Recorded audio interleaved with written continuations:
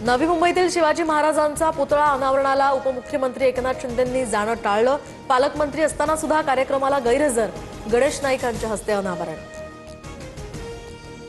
नवी मुंबईतील शिवरायांचा पुतळा अनावरणाप्रकरणी अमित ठाकरेंवरील केस मागे घ्यायला सांगणार। अमित ठाकरेंवर गुन्हा दाखल झाला याच्याशी मी सहमत नाही, मंत्री गणेश नाईकांचं वक्तव्य।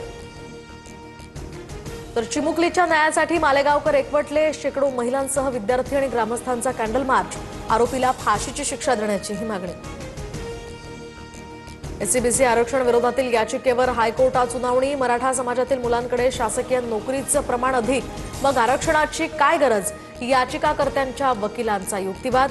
दरम्यान 1 डिसेंबरला पुढील सुनावणी होणार।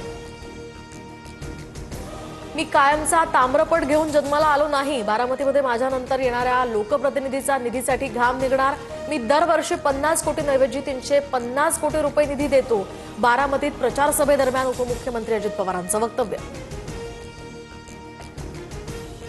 नगरपंचायत आणि नगर परिषद निवडणुकीआधीच भाजपच्या 100 नगरसेवकांची बिनविरोध निवड, 3 नगराध्यक्ष बिनविरोध, भाजपचे प्रदेशाध्यक्ष रवींद्र चव्हाणांची माहिती। कल्याण डोंबिवलीमधील भाजप पदाधिकाऱ्यांचा ठाकरेंच्या शिवसेनेत प्रवेश, तर भाजपला हिंदुत्व आणि त्या शब्दाशी काहीही देणं घेणं नाही, उद्धव ठाकरेंचा भाजपवर निशाणा।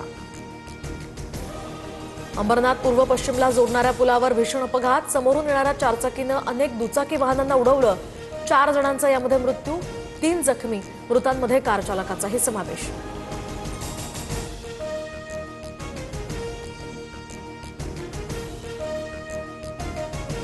तर अंबरनाथमध्ये शिवसेनेचे उमेदवार किरण चौबे यांच्या वाहनानं अनेक दुचाकींना उडवलं, अपघातात किरण चौबे देखील गंभीर जखमी। बुवापाडामधून किरण चौबे नगरसेवक पदासाठी निवडणुकीच्या रिंगणात होते।